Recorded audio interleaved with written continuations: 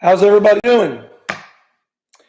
It is Tuesday night, 6 p.m. Central Time. This is our new time to do Fish Hook Chatting with Charles. Hopefully, it's a good time for everybody. I rushed home from work, hit 5 o'clock traffic. Let me tell you, living here in Nashville, Tennessee, I've been here almost 34 years. Traffic now is the worst it's ever been. And they're building new subdivisions. They're doing a whole bunch of stuff. So it's a little crazy. It's a little crazy out there. And then coming home, accidents. Oh, I thought I was getting pulled over for a ticket tonight. I couldn't believe it.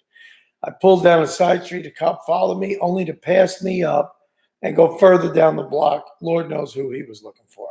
So I thought, there you go. I'm going to get a ticket. I haven't got a ticket in years, but I know my day is probably coming.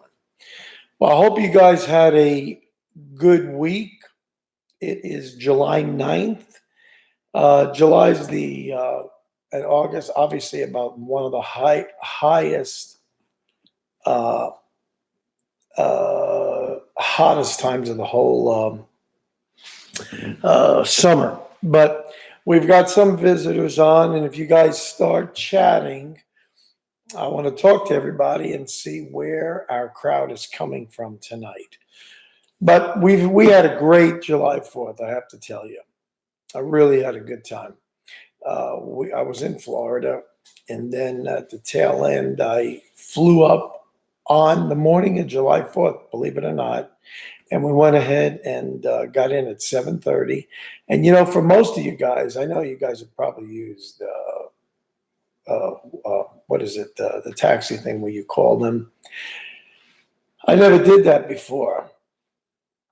So I went ahead and downloaded, I don't know, it's eluding me what it's called now, but I downloaded that, and holy mackerel, it was a really nice lady from Dixon, Tennessee. Me and my wife were in the car, had a very nice conversation. She took me to where my car was, and I only cost like just under $20. We gave her a tip, of course, but it was really, it was interesting. Very, very interesting. So I did that for the first time. Then we had about an hour ride. There's my daughter, Lauren. Hey, honey, how you doing? And we took about an hour ride, and we went to a place called Adairsville, Kentucky, just over the line. And we went up 41 North through Springfield, Tennessee. Start to get into some real country at that point. And we went there. And these are friends of Jack from our church. One of the ladies, Teresa, goes to our Bible study. And lo and behold, she invited Jack years back they do a yearly celebration. I thought that was cool. So Jack said, hey, listen, I've been going for years. Why don't you and Amy come? And we'll have a blast. It's a humongous cookout. They do pigs, chickens they do there, and they do frog legs and so forth. Hey, Sanu is here. Hey, bro, how you doing, man? I appreciate seeing you there. We're going to answer some of your questions, Sanu. The comments are up for a lot of reasons. There's a lot of nuts out there, and I don't want to be hamstrung or waste my time giving them a minute of my time. So I decided to do that right from the get-go, not because we got any hate mail, but a lot of that stuff still keeps coming in, unfortunately. But you guys can interact with me this way. You can interact with me on send me messages on the Gmail, because I do respond to everybody's requests. Some people have called, and I've talked to already 2 or 3, and I've given them their information that they needed, and it's been good. It's been a good connection point. But I hope, Sano, I don't know where you're from. Let me know as I'm talking, but I like to acknowledge it. But we went to Kentucky, and the weather was great, but when we got the last 20 minutes, holy mackerel, we were going around in circles. Toronto, Canada. Yeah, I should have remembered that. Sorry about that. Yeah, I wonder how the weather's up there. I came home today at 5 o'clock. It was 94 degrees on my dash. I mean, it was scorching hot today. This is one of the hottest days, if not the hottest, that we've had here so far. So it's pretty sucky weather. And I'm in the plumbing and AC business, and man, it sucks in this weather. It's so hot. You don't want to do anything outside.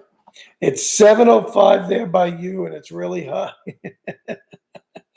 Oh, it's really hot for you too. Yeah. Well, we do a lot of our work outside, and man, when we're on top of roofs, the units are blistering hot. If you put your tools down, you got to wear gloves because you literally will scald yourself. Sometimes we have to bring a little umbrella up there, or those little pop-up tents like 4x4 or 10x10, put it over a unit if we're going to be up there for any time because it's just unbearable. But such is the life of the plumbing and the AC guys. But Kentucky wasn't too bad. It was moderate heat that day. And then when we got there, if you looked at my video, and we got over 600 views on the Happy Fourth video.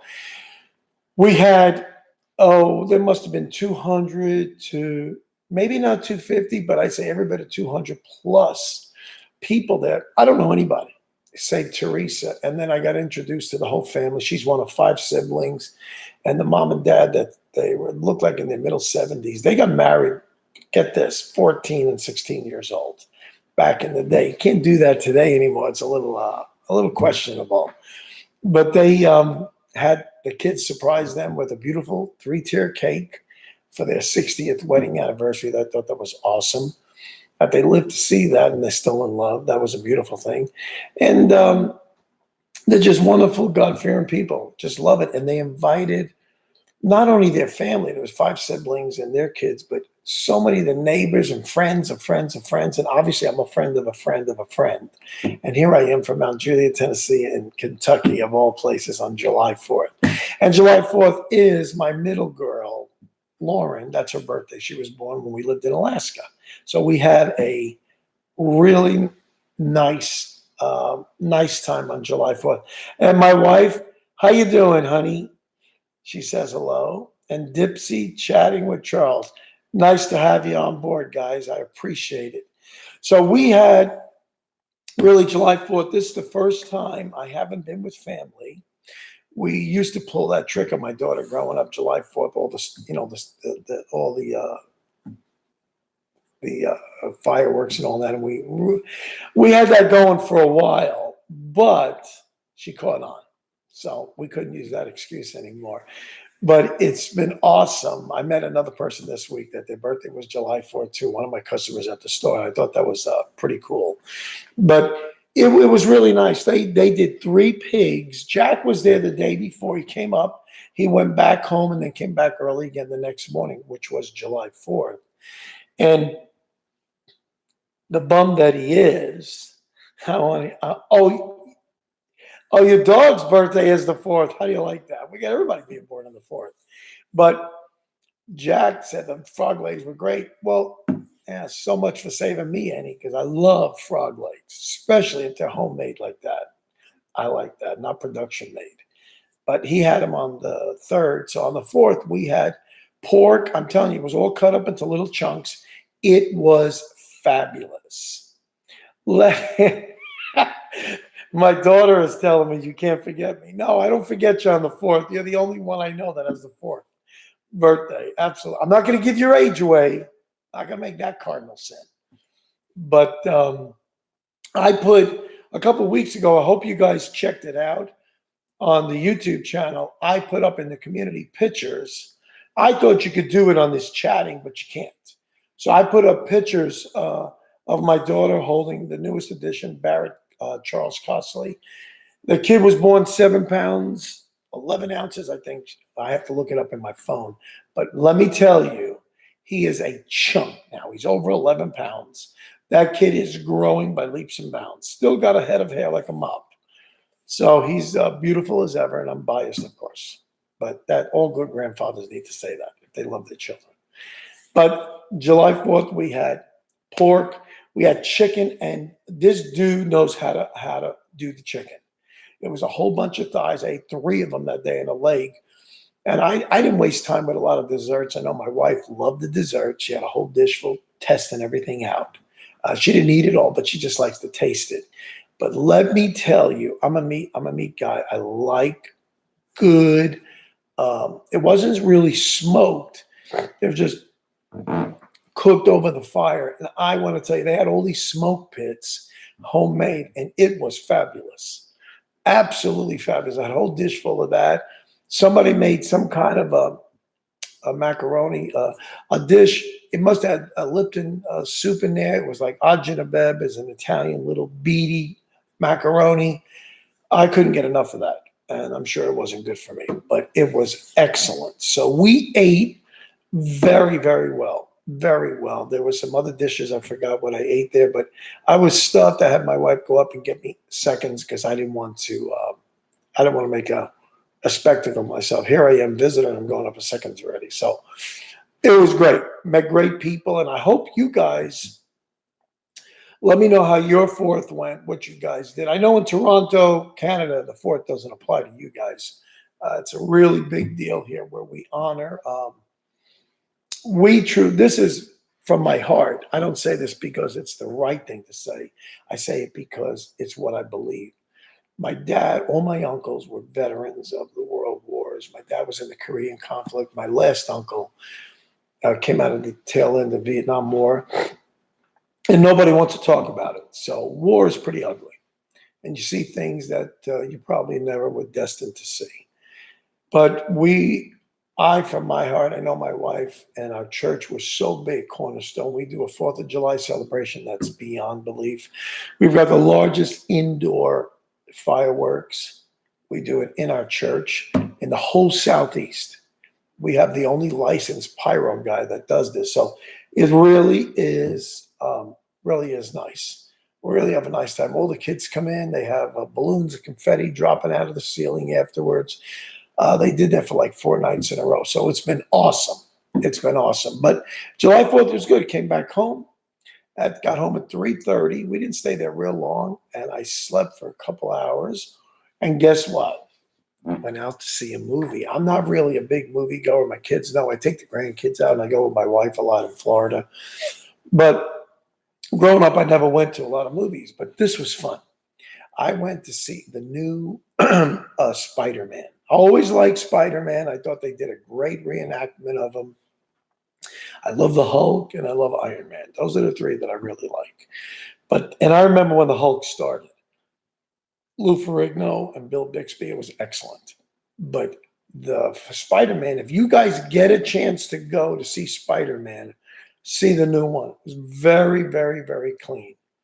Yeah, and there's Gina. Iron Man. Yep, love Iron Man. Well, he's dead now, so I don't know if they're going to reenact. I'm sure they're going to bring him back, maybe in another form. Who knows? Another character will take it up. But that guy, Robert, I forget his last name. He really is a good actor. But I enjoyed Spider-Man. It was very well done. So if any of you guys like it, to see it, that one I don't think it will kill you. To see that one. That one's real entertaining. We went over here in Providence. It's a shopping place here, marketplace here in Mount Juliet, and those ridiculous tickets were $13 a piece. I should have went to a cheaper movie theater, but we had a great time, and I was stuffed anyway from the afternoon, and I didn't eat anything till later. But we had a great time seeing that movie, so it was exceptional, just exceptional. And now I want to know if anybody else is on the line, I want to know where you guys are from in the US and in the world for that matter. I got Canada on the line, and I don't know where Dipsy is from.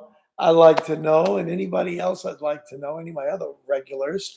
If you guys are watching, shoot me where you're from, because we've got people that came in from all over the world this last week. So it was really, really awesome. My daughter thinks I ruined the movie on. I didn't tell you about Spider-Man. I didn't tell you how it ended. I didn't tell you anything about it. You're gonna love it, and he was a hero, so you're really gonna enjoy it. Just hopefully you don't get soaked for $13 a ticket. So What are you going to do?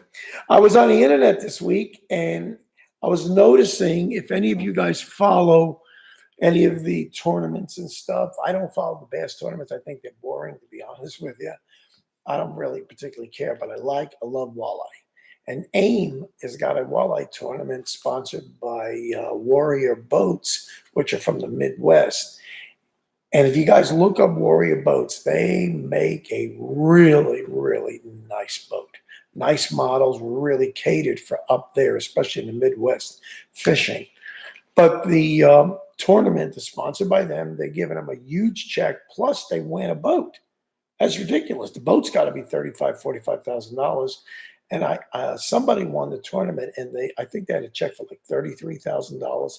They had those big ones, all in cardboard saying the check, and it looked like the dollar amount. I mean, it had a lot of zeros. It wasn't 300,000. It was like 33,000 if I read it right. So it was pretty cool. But that tournament was nice.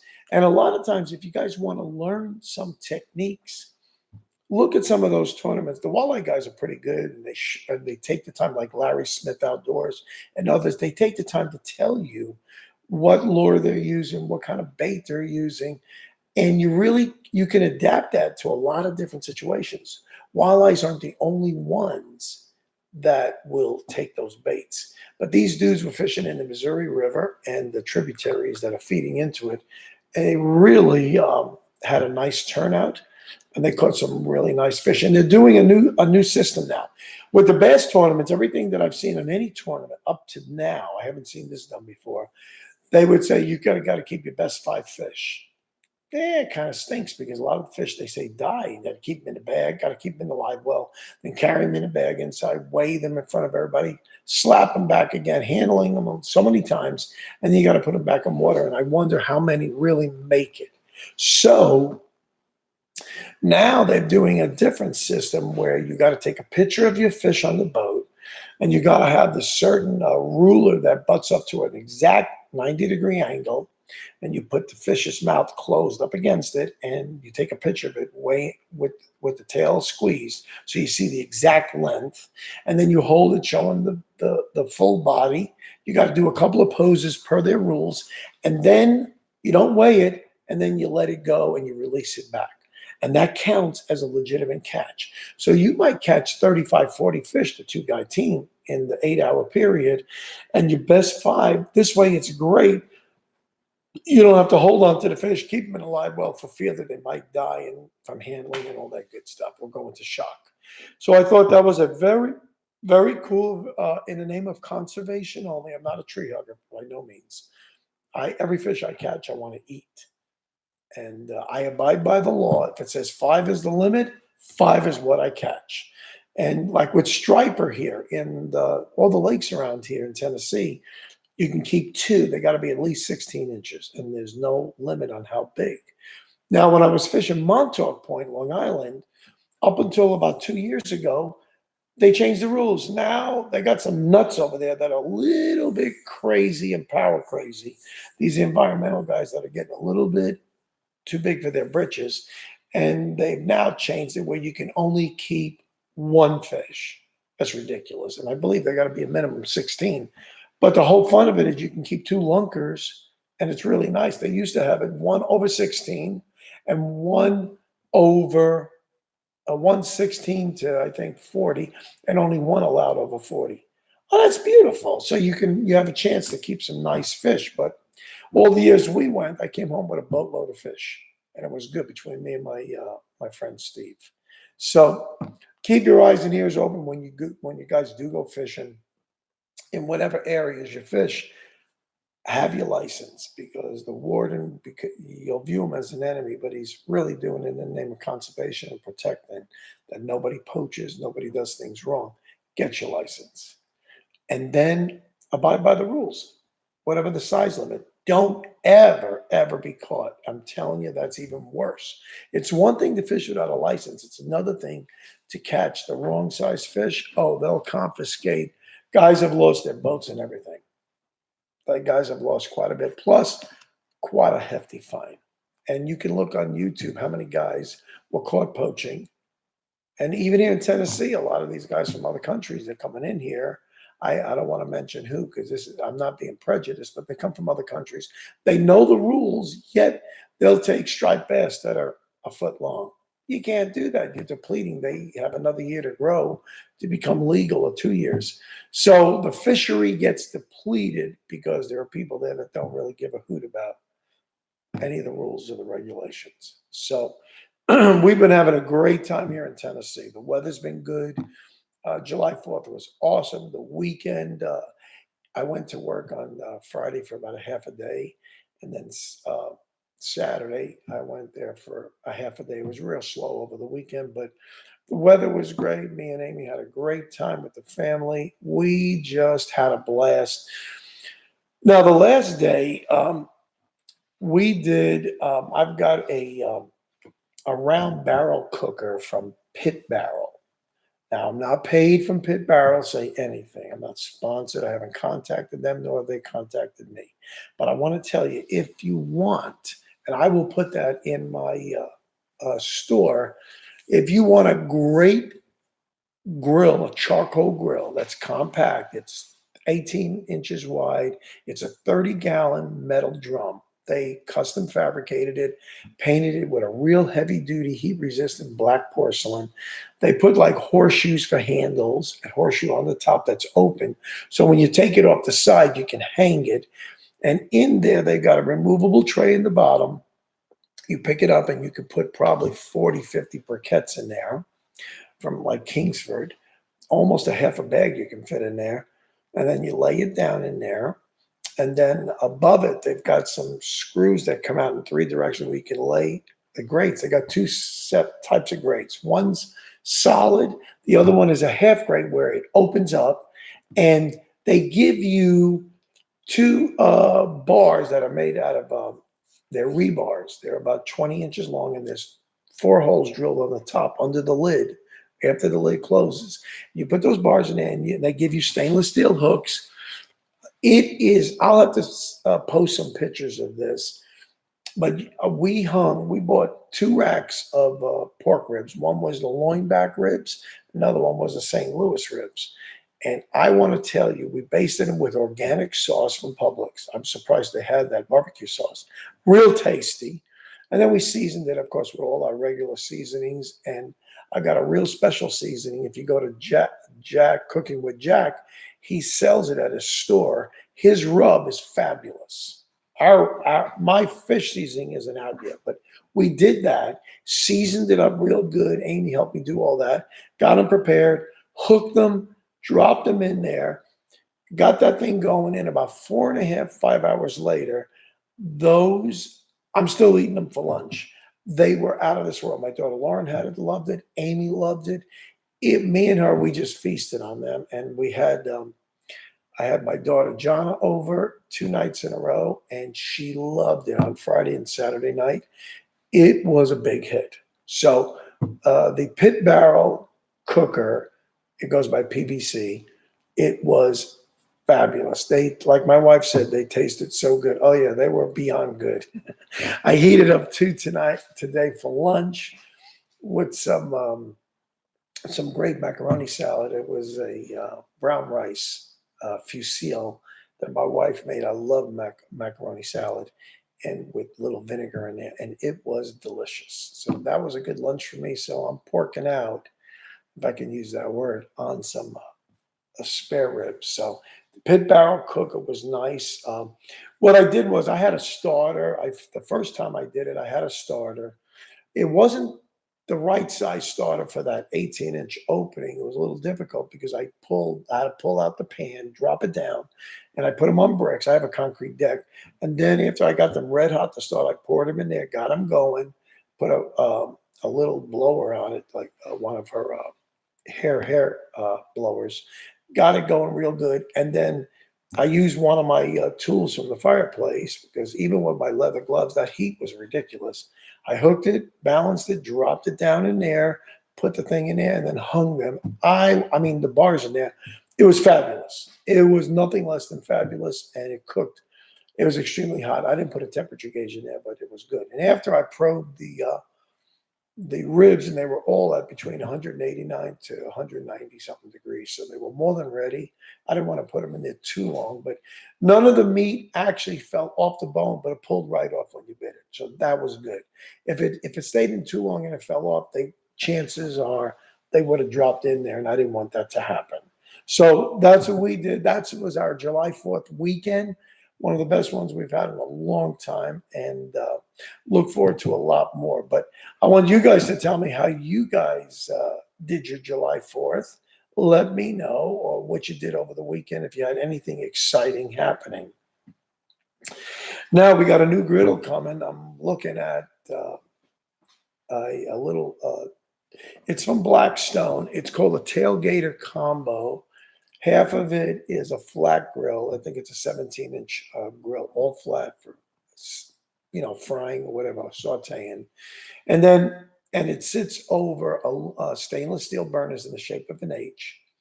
And then it's 36 inches wide, and it's a tailgater model with folding legs.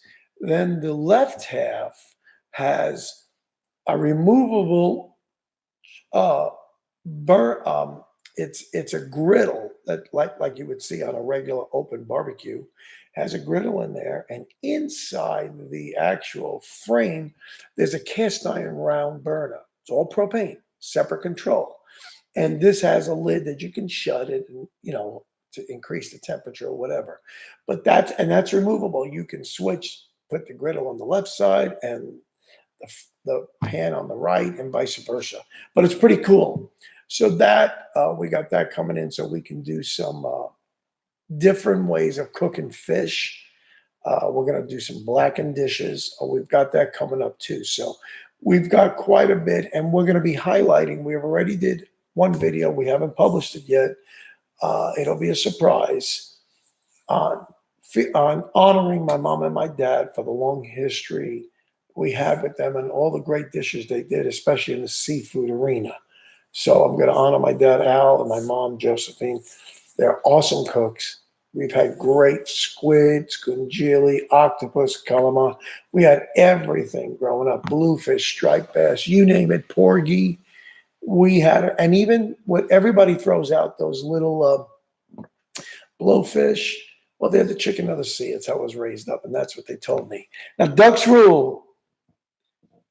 Yeah, how mad was I? Yeah, I was really mad for him eating all the frog legs. Well, he ate them on the 3rd. Let me correct that. Because I got there, it was really funny. I get there and I said, Jack, man, where's the frog legs? My mouth's watering. Oh, that was yesterday. And they're all gone. So I said, thanks a lot for eating all the frog legs. So I didn't know that. I would have told him to save me a half a dozen of those suckers. But it was good. So tell me, Ducks Rule 1, 2, 3. Tell me where you're from, and send me a shout on what you did for the July 4th. We really had a blast. I spent a lot of time talking about it because it was a good year. This was a really nice time. We really enjoyed ourselves. Now that tailgater one, if you guys want to buy it, I have it in my. Go on my website, on my channel, go down, and I have links to it. The Tailgater Combo regularly sells for $199, and Dick's now is doing a special 20% off and free shipping. And nobody touches them. But you can't buy it at the store. They don't stock it at the store. So, but that's a really great compact one. And what's just cool about it is, even though it's 36 inches wide, the legs it stands up like any other barbecue grill, but it has really very strong adjustable legs. Then they fold, and you can put it right on your tailgate. And it has enough of the clearances for the heat that you use as a tailgater. So you got the best of both worlds. You can grill a steak or hamburgers, and you could be frying up something, maybe eggs for breakfast or whatever on the right side. I really do. I really like that. So that I thought was the best one of all, and it's a portable one. So if it comes in time, we're going to take it to Michigan. We're going to be planning to go back this next week, Sunday right after church, and then come back on Wednesday. That's the plan right now, unless weather prohibits. And hopefully we're going to go this time distinctly after the salmon where they're running. So hopefully we will have a successful trip, and we'll be filming going up and coming down. It's hysterical. If you guys I hope you guys have checked in and saw our new video that went out Monday. I want to call it China Barfing and Grill. Oh, Seattle. Oh man, I love Seattle. Rainy town, but I love it. I love Seattle. We're planning a trip. Amy and I were looking at some sites. One of them is Bangor, Maine. In that vicinity, there's a lot of really nice culture there. A lot of restaurants, a lot of lobster because we love lobster. I love that seafood. But we entertain Seattle too, so we're going to be looking at different places to go and spend a week and a half there, and just absorb the culture instead of just hopping around and do 50 stops. I really think it's more enjoyable if you go to a place, and maybe if you want to visit a couple, three towns or sites, but spend enough time in each one to absorb the culture. Want to check out all the great eating spots. So I like to do stuff like that. I think that's a really a fun thing to do. So that's the way I go at it. And maybe if we're lucky, we're near the coast at either one, or up in Canada, we're near water. We'll hopefully find a guide and maybe go out fishing and eat some locally caught. Hopefully it's walleye or salmon, something really good. So that's the plan, and hopefully that plan will come together. Now, on the China, oh my gosh, that China, but it's China Buffet and Grill. I want to call it China Buffet and Grill because man, you want to come out of there and that's all you wanted to do. And I couldn't control Jack. I thought the guy was going to barf out there when I was doing my ending. But that food, listen, I love sushi as much as the next guy. So Doug says, great places to eat here, especially seafood. Nice. Well, don't worry. One of these days I will be in Seattle. I love it. Well, I used to live. My middle daughter Lauren was born in Anchorage, Alaska, and she was born July 4th of I can't tell the year. I would give away her age. She'll kill me. But it was in the 80s. That's all I'll say. And she was born in Providence Hospital in Anchorage. I loved Anchorage. I caught a lot of salmon up there. I did all fly fishing, didn't do any spin, just fly. And we had a blast. We had an absolute blast. And I like that part of the country. It's absolutely gorgeous. But that China, the sushi, I've tasted great sushi. So far, Fuelin's in Henderson, they have more than one restaurant here, but the one in Hendersonville, Tennessee, right now has got it hands down. The sashimi was the best I've ever had. A good selection and for the right price. And then the sushi was ridiculous. This is the first time ever. This was the freshest I ever had sushi when it came out, literally warm to the touch. It was just wrapped and made, and they were big rolls of sushi. So it must have been a big log. And it was freshly put together, stayed. The rice was really especially moist. And I normally don't get that. And it wasn't sticky. I don't like it sticky. And you could tell when you have to pry them apart, means either they're real old or it just wasn't done right. I'm not an expert. I never made sushi. So we went to taste it. Now, let me tell you about that. When we got there, looking at the salmon looked good. Salmon looked great. Man, Jack, I said, Jack, you taste that and I'll have salmon in the sushi. And that was the truth. That wasn't a put on, man. He spit that out. It tasted like dog food. It was terrible, terrible. So I was laughing my head off at him. But luckily, the cooked stuff I ate, it was just mediocre. Nothing to talk about. All you guys have eaten at places like that. We went to another restaurant. You guys saw food, Fiji's, I think it was. That was disgusting. It was disgusting. The building was falling apart. The inside was falling apart. It was trash. And if they were there for so long, maybe they never heard of the word remodeling. Should remodel. Whenever you guys go out for dinner somewhere, don't you like ambiance? Don't you like nice atmosphere, real shiny silverware, just nice plating of the dishes and nice tableware?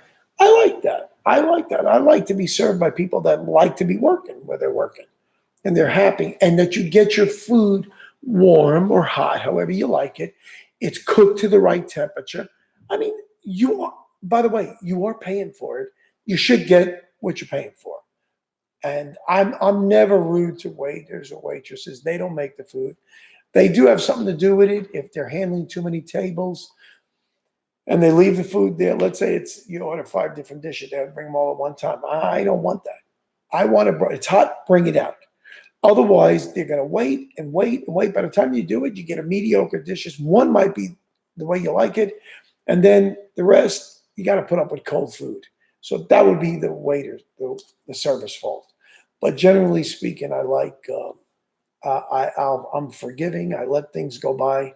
I don't make scenes at restaurants. I like when I have steak, I like it medium rare. I don't want it raw, but I like it nice and hot pink.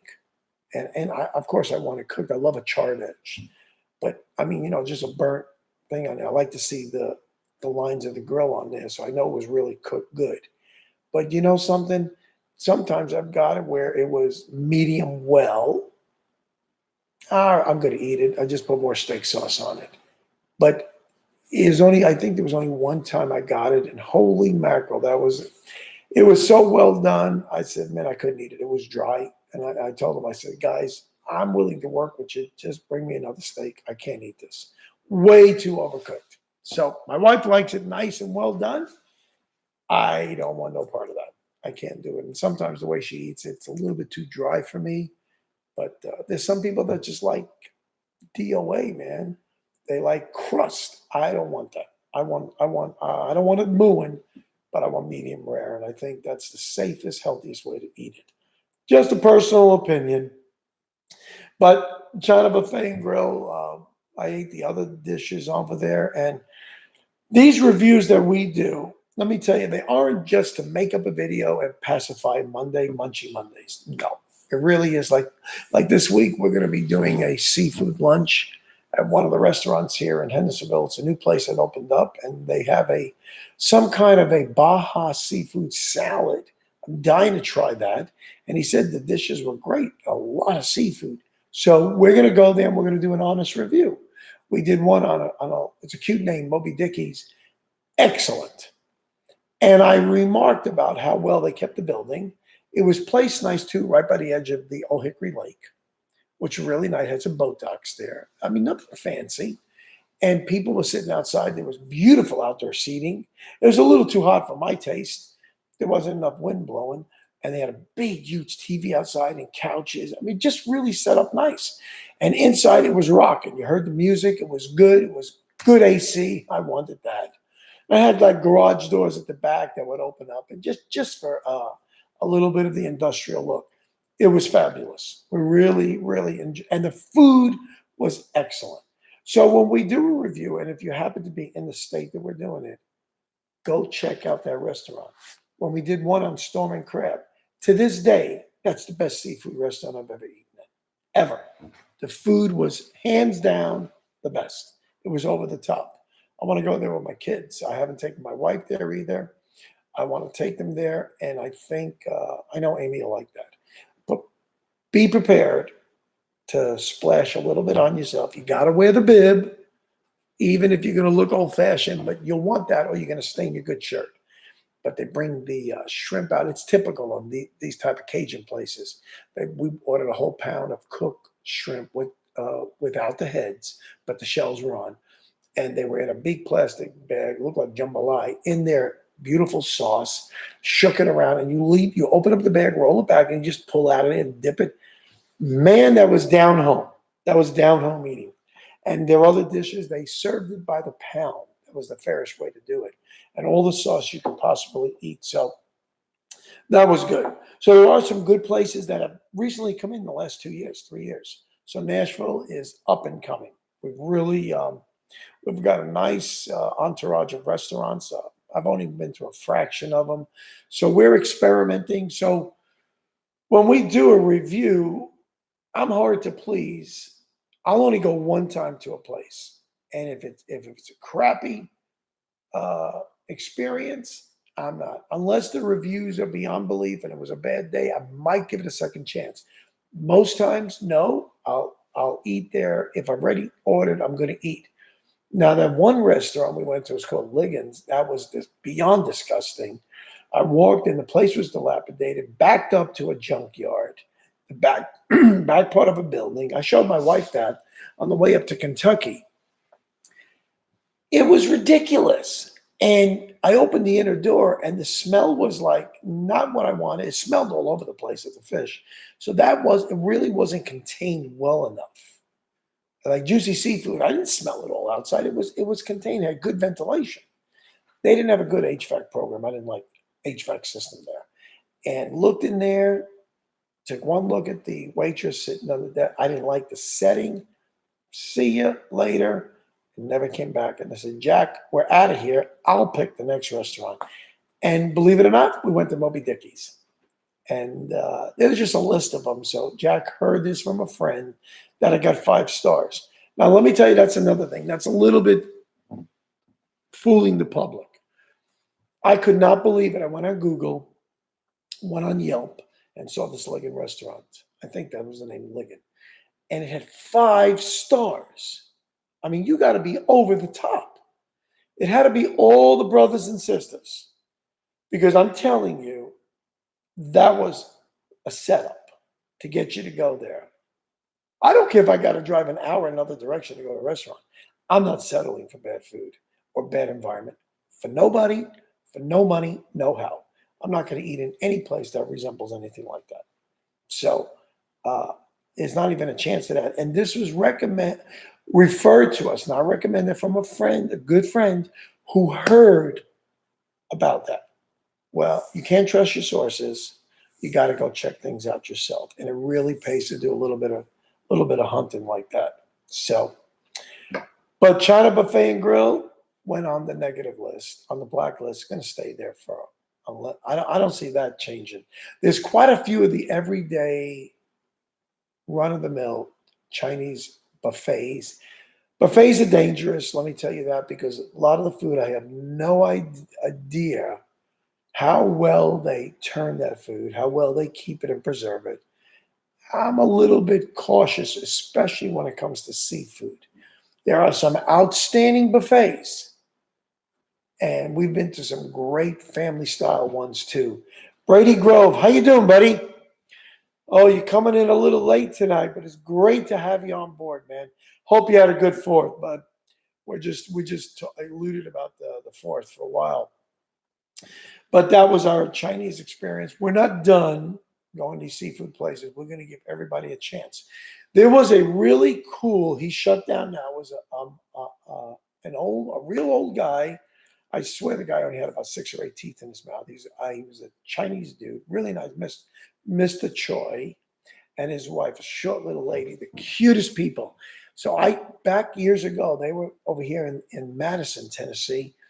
They were in a rundown building, so I didn't rule them out, but I was told they had great food. I said, really? So I went in there, and the guy only had like 6 or 8 tables. And yeah, it's a little greasy joint. It was called the House of Choi. It's not there anymore now. And he was in the middle of some parking lot, and it was just a weird-looking little building. So I gave it a shout, and the guy had some dishes I never heard of before, like special wonton and stuff. You did have a good 4th. Great. I fished. Oh, you're killing me. For Northern Pike in northern Minnesota.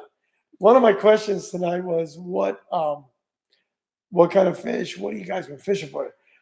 Tell me if you caught any Northern Pike and what the weather was like. Give me a little bit of feedback. I love it. And send me pictures even of the surroundings there. I'll put them up on Instagram. I want pictures from all you guys. And ladies, when you go fishing, send some pictures into us, and Jack and I will post them on Instagram, on Facebook. We'll put them out there. I want to show everybody who our constituents are, or part of our extended family. But we love that. I love doing that. It gets me off tangent. Yeah, I absolutely love that. But House of Choi was fabulous. He did special dishes, and he knew. I love lo mein. So I asked him one time, I said, in Italian food, I get it al dente. I like it really hard. Nothing like the restaurants make it. They don't even know what they're doing. I think they're scared, but I like it, really crisp hard. So he says, I know what I'm going to do for you, Charlie. I'm going to make you one a lo mein dish, but Hong Kong style. I said, what are you talking about? He said, watch. I said, I only do it for you. And I was in the kitchen. He made everything fresh. You could have almost snapped that. It was so good. And I had lo mein like I've never had it before. Like I've never seen it at any Chinese restaurant ever before, but that's Hong Kong style. So I guess that's their version of, in Italian, when we want it al dente, it's Hong Kong style. So he gave me one of his homemade deals, and it was great. But see, when Brady, what are you saying? Hot and sunny, lots of activity. Oh yeah, it was hot as hell by us too on the lake. But the fish were biting all day. Nice. I caught my personal best a couple of days before. 28. Nice, which is yes, it is. Oh yeah, they do fight. Good. Definitely send us pictures because I want everybody to see. And Ducks rule when you're up there in Seattle, man. Send me some pictures. Give me. I don't care if you did it this year or last year. Send some pictures. Let's get a collage going with some great pictures here because I'll highlight you guys. That is awesome. Yeah, it was. Yeah, that reminded me on July 4th. Holy mackerel! It was really, really hot that day. So when we got up there, I mean, it was huge black clouds. I swear they were miles wide. And they said a big front was coming in. I said, oh, buddy, I'm in the middle of the boondocks here. I'm going to get flooded out. And it poured like I could not even see. We just stopped for a while it was pouring. And I'm on little 2-lane country roads going through cornfields. That's the picture that I posted in Instagram. That was really it. Cornfields for miles and miles and miles. And that's a big staple there in that part of the world. They did a lot of farming with corn, but it was awesome. And it came down like a flood. I saw a river running through the road. Parts of the road were covered 6 to 8 inches of water instantly. So I can just imagine if they had hours of rain coming down, the flooding from the rivers. It's a serious situation for some of you folks that live out there in low-lying areas, that a flood happens and in a matter of 30, 40 minutes, you could be underwater. You could have 2 feet of water out there. So and a real raging current.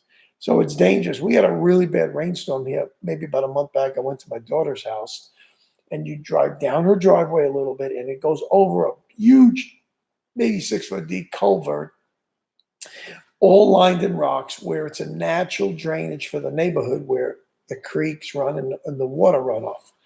Let me tell you, I came over one night. It was raining so much. We had a lot of rain, a lot of flooding. You could hear thunder out there, like roaring out there, that it had gone over several feet over its embankment. It was 6 feet deep, all the way up onto the lawn. It was scary because, God forbid, anybody out there, they would have been dead, taken away. But it was a severe. You picture the Amazon seeing things that are crazy like that, a raging torrent, and you could hear it outside. I videoed it. It was a woo, and you could hear that. I said, "What the heck is that?" I looked outside, and it was just. It wasn't deafening, but it was just eerie feeling that is like just daring you to go into the water, and you'd have never made it out. So take care, you guys that live in the low-lying areas. And I felt sorry for those people in Kentucky. Oh my goodness, they put up that huge tent. I mean, they charged everybody $0. They did sell a lot of their big. They had a lot of pork butts that he had done and cooked, and I guess smoked or whatever, slow cooked, and wrapped them up. He was selling them for $25 a butt, and that was really a reasonable price. But I like to do it myself, and I'm learning how to get really good at that. Jack's helping me with his seasonings and his tips, so he's been a great help to me. So overall, it's been a very adventuresome last week since the last chatting. We had a lot of good things going on, and I'm blessed in my life. I have a wonderful wife, I have a wonderful family, and you guys are awesome. Just talking to you guys, I really enjoy it. I feed off you guys. I like going back and forth. And I'm Brady, I'm counting on you to send me pictures, even if it's other fish you catch there, and give me some some good landscape scenery shots. I like to see that. I love, and let me know the town you're in northern Minnesota too. I love Minnesota. I love flying into Minneapolis, and I did go ice fishing once, but yeah, there are days when the fish are biting. Oh yeah, oh yeah. So we've got more Florida videos coming. Be looking on these Fridays. We've got more of them coming from when I was in Florida this last couple of weeks, and we really had a good time. And it was brutally hot over there, brutally. But I wore that crazy hat. It looked like a big old Mexican hat. Big. It wasn't a sombrero, but flat. I think it was like this wide. But you needed that to get over all your shoulders and your back, just a break from the sun beating, because you will. Thanks, Brady, for doing that. You will get it. You get it. You get a neck ache. Sometimes you stay in, if you're on the boat all the time, and you're not under your a bimini top. At night, you go feel your neck, and it's like, oh man, something like stiff as a ruler. So take care. Your skin's going to look like a piece of leather when you guys get older. Don't do that. I've maintained. I'm not saying I'm there, but I have my fair share of wrinkles, and I haven't taken care of myself in a lot of places. And you got to take care of your skin. You only get one set of skin, so you don't want to have leather skin if you don't have to do that. But this has been a awesome time tonight. I just want to talk about your lives, and if you got good stories, man, this is the channel you can talk. It's not just me. I like to inform you guys and bring in my life what we're doing. We're getting really excited for Michigan. Michigan's going to be a blast. I go to early service at 8:20 on Sundays. We have 2 services on Sunday morning at Cornerstone, and we get out about 9:30. I'll have a cup of coffee there, and then we're going to get in Jack's pickup, going to load up, and we're going to head on out, and it's going to be a blast. It's going to be. It takes about 6.5, 7 hours, and we stay at a decent hotel. He gets a really good break with his time. He's got coupons, and I got with AAA and stuff like that. So we just hit him with everything we got. Sometimes we get $20, $30 off a night, so it's worth it. And we just have fun, and we try to eat healthy. No pizza, no soda, none of that nonsense. So the older you get, the more healthy you need to be. But you need to start as soon as you know about it. You need to start. That's the day to start. But this has been a great time. For some of you guys that maybe this is the first time, I don't mean to be squinting. I got a lot of lights in my face. But if this is the first time you guys have checked in with Fishhook, man, check out all of it. We got close to 50 videos already posted. We've got a lot more exciting ones coming in. And let me tell you, fishing in my world, it's reality. I'm not going to give you a lot of puff. You don't need pomp. You don't need smoke. You need the real deal. There's days I go fishing all day and barely get a bite. But that's the whole experience. And that's what I like. I like getting out, relaxing. Yeah, my phone might go off like crazy, but so what? I can call them from my mobile office where I am. Most times I have a signal, and I do answer my calls, but it's just a blast. It's just a blast being out there, enjoying it. Sometimes I like solitude. Other times, most times I like to be with Amy or with someone else fishing. I've always fished. All my great days have been fishing, like with Steve in the past. He's moved on to New York, and he's going to be coming back here. He's like a brother-in-law to me. And we just have a blast. We just have a blast. And it's a great experience. Hunting's the same thing. You might spend 80% of the time sitting in a tree stand. Jack Davis. Whose idea was it to eat Chinese buffet sushi? We're trying out the sushis at different places. And we saw there was one in that town. It was right down the street from Fueling, so we wanted to give them a shout. I got to say, maybe 1 out of 100 might really be good and fresh. Now, Fuelings, for example, sometimes they have a sushi. They have a buffet. They are over the top, and they have the best sushi. So check that video out. You'll see it. The food was fabulous. We did 2 videos. They were so good. It was both our ideas. I pushed it. We had sashimi the first time because we got so enamored by it. It was so tasty. We never did the sushi, so it wasn't fair to put them in Sushi Wars. And then another time we were in the area, and I said, you know what? We need to go back there. That was an outstanding place. Cleanliness, the servers were excellent, and we decided to do. I said, let's stick with sushi. Don't even get tempted with sashimi, and it was worth it. It was fabulous. But I got to say, they're one in a million. That isn't really, you're right, Jack. That isn't really the best place to go for sushi. But we tried them and they were so good, and it turned out to be the best sushi so far that I've had in Nashville. It was fabulously. For freshness, I've never had them that fresh ever, ever. Everything is prepared and sit there for a while. This was fresh, made to order.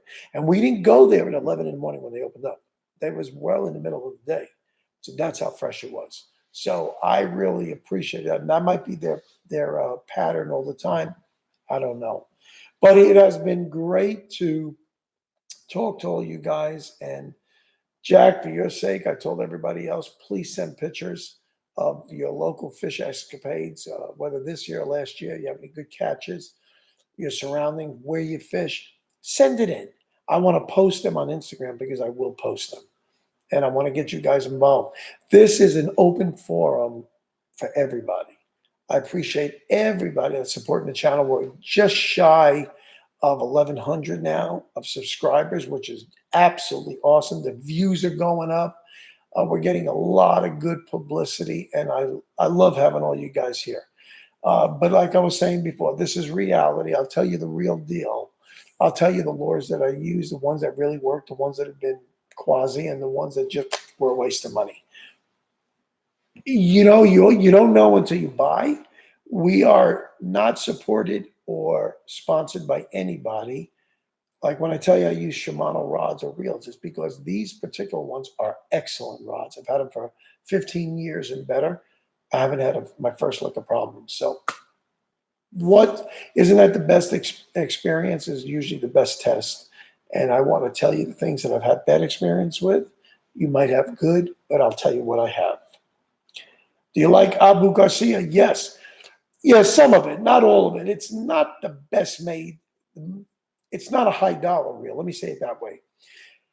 I've had some of them. The one I like, I have a small little 2000 one that I go smallmouth fishing with, and it's a spinning reel. It's excellent. And I've got some bait casters, the Ambassador series. They're real nice. They're real nice, and they've got line counters on them, so I like them. Yes, I'm going to use them for jigging. Only for particular things. Are they my go-to? No. I'm going to tell you, for spinning reels, I go to Shimano, and now I really go to Daiwa, and Penn is definitely improving. The old Penn was great when Zepco bought them out and went downhill because they farmed everything out to overseas, and things got made really cheap, a lot more plastic. I had the old 750 SS and the 850 SS spinning reels that were, I did all my surf fishing, indestructible reels, indestructible. And then they come out with the new stuff. It was garbage. So I didn't buy it. I just left Penn alone. I mean, like for 20 years, I left it alone. Now I bought some Penn Slammers that you'll be seeing me fishing with them. Those are really nice reels. They put some money in them, and I bought them really at a good price. I had a deal on them, so I bought 4 of them for me and Amy to fish with. Those are nice, a 4,500 and a 6,500. What impressed me the most was the improved drag was tremendous. Now, the other thing is I fish a lot now, everyday fishing with the Daiwa BG series of reels. Try them out. I think you will like the Daiwa BG series of reels. The 3,000, 3,500, and 4,000, you could probably get a 5,000 too. Will probably do 90% of all your fishing, even for northern pike and others. The drag is phenomenal, and the reel capacities are great. They're braid-ready reels. They have a nice rubber strip in the center, just like a lot of the other manufacturers. They're all doing it now. And I'm telling you, the drag is tremendous. You'll see some videos come up when Amy and I are on the boat, and we have some behemoth underneath. They didn't surface. And I've got the drag down, and we're slowing the guy down, but they're still peeling drag, and it never broke a line. Really handled well. So the Abu Garcia is nice when it, for really serious hard fishing, I'm not going to use them. I'm going to use the BG, and I'm going to use my Shimano reels because I know they work. Now, when I'm in the surf, and I'm talking Montauk only, that's the worst, most abusive surf on your equipment in the world, and the most dangerous surf that I've ever been in with the Riptide. You'll like these reels. I use the Van Staal. I got them before they were made in China. I had a special order because I do right hand. I hold my left and right hand retrieve. And every time I cast from my right, I always pick it up with my left and I retrieve that way. Everybody does it differently. But the Van Staal reels were 100% indestructible. I had them in the surf. I had them deep down in the sand. I mean, covered, engulfed in sand. Just reeling away. Nothing. I washed them off of fresh water. Nothing nothing got inside that reel. And I serviced them every time we went fishing in Montauk. I serviced them, and it was $50 a service once a year. I did that. Not even a speck of salt was inside. A speck of the sand crystal was inside. So the Van Staals were fabulous. And I've got, if you guys are interested in finding out where to buy them, I've got some good sources on Long Island, New York, where to buy them. And I can, if you'll email me, I'll send you some good links to some really good spots where you can find them. They don't have, those deals are not on Amazon. You got to know the people to go to.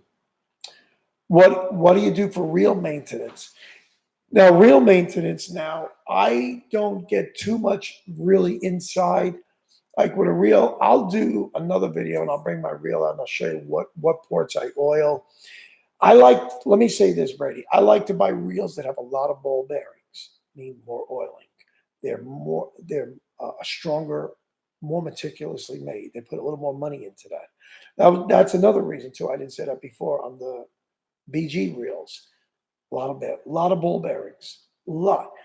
I bought 4 of the they're called Daiwa LC5s. They're bait casting reel. They're jigging reels with little line meters on them. Now, let me tell you why I bought these. There's total graphite and aluminum spool. So totally indestructible. Their drag was phenomenal. The capacity was over the top. And the reason I bought them from Cabela's instead of online or Amazon, they had good prices too. Everywhere else except Cabela's, even though they're owned by Bass Pro, it's still the deal.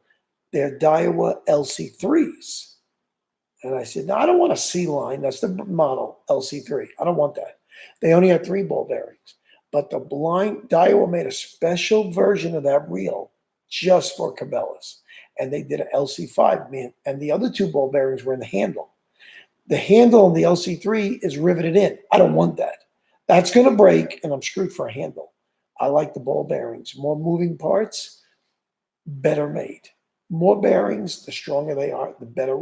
The more money, the more investment in the reel. And at the time, they were $99 a piece. They're up to $114 now. I go figure when Bass Pro takes over Cabela's, the prices have gone up. But for reel maintenance, there's ports on all of them. On my spinning reels, I'll take the spool off. I'll do the top shaft, and I'll show you, and I'll probably grease one up on one of these videos. I'll show you what I do for that. And now let me tell you another thing for maintenance. Other than that, I don't do that all the time. Maybe once or twice a season, depending, if I dropped it in mud or something or really deep in sand, I'm going to really go out of my way to. I don't want to ruin the reel, so I will do extended service and sometimes take it in and let them do that. Yeah, I'll do a video on that because I'm just a beginner at that too. I don't do it like Tackle Advisors and some of these other guys that are really good at it. They take the time to take it all apart and break. Oh, there's a million parts. I don't want to mess with that. I'm not that into reel maintenance to go that extent. But with like fishing in saltwater, for example, way more maintenance. Every day I go out, when I come in, no matter what time, I bring all my rods and reels in. First of all, they're in the salt air. I bring them in, I stand them up in the corner of the shower. I put the shower on cold water, and from the top all the way down the rods, I do all the guides. I rinse them, and if there's any stains, I'll take a wet rag and wipe them off. But I'll run it down, and then on the reels, oh man, I soak them only from the top down. So on a spinning reel, this is the top. Never go underneath the spool because you'll get inside, and you'll ruin your good investment. But I rinse them off beautiful. Listen, all the years I've been saltwater fishing, 15 years that I've been going back and forth to Florida, I still got the same rods and reels, and I'm still using them. I've added to them, but I still use them, and they spin like a clock. And usually, I know I should do it every year, but I got so many, it's expensive. I usually wait about 2 or 3 years unless I have, I could feel it when you turn. And if it's rumbling or just gritty, I'll immediately do something. I'll take it in. It's like $25 to get them serviced. I'm only going to service them so much. It's not worth it. So I had Shimano, the Spheros, when they first came out with Spheros about 12 years ago. Well, that's when I bought them, rather. I bought a whole series of them. I used them entirely all the years in saltwater. So now I serviced them. I haven't serviced them in years. What I did was I took them, I brought them up here to Tennessee. Now I'm going to use them over here in a lot of freshwater fishing. I'll get another 10, 15 years out of them because they don't get abused, not in freshwater. Not unless I'm stupid and I do something stupid, but you'll have a video on that. But you guys have been awesome. I like the interaction. Thank you for everybody that did sign in. And listen, if you're new to the channel, peruse all the videos. Subscribe. Would love to have you subscribe and be part of the family. I welcome all the input. I welcome your ideas. The buck doesn't stop with me. I'm just a part of the chain, a part of the circle. And we're just picture, we're all around at a big table. That's what I like. And I like interaction from everybody. You guys have been just awesome. And I feed off of that. It gives me energy. It gives me a lot of energy. So I thank you guys for doing it, for spending the time tonight. It's a Tuesday night. I think this is better. This is our new time. We're not going to adjust it anymore from 6 o'clock Central Time to 7 o'clock or 7:06. And if you guys are still talking, I stay talking with you. But generally, it's going to be a half hour to an hour. I know a lot of you guys have, there's all different time frames. Some of you guys might be working. I don't know everybody's lives. But feel free to share stories with me and excuse me, share stories with all the other guys and girls that are watching online. It just makes for great content. And I welcome all you guys to do that. Again, thank you from Fishhook. Thank you from Charles. And I love you guys. And I hope you guys have a great week. Look forward this Friday. There'll be another great video. I'm editing it now, and I'll have it ready for you on Friday. And next Monday, we've got another awesome food video coming. So please contact me on Gmail. Let me type in the our Gmail address. It's fishhook2019 at gmail.com. Let me see if I spelled that right. Yes, I did. And please join us. Join these open forums. Give me some information to talk about. I'll bring it up in our open forum. And I had a blast. Thanks so much. It's like a highlight of the day. I look forward to. I rushed home because I didn't want anything to go wrong. I really wanted to see you guys. So again, God bless you, and we'll see you next Tuesday. Have a good one, guys.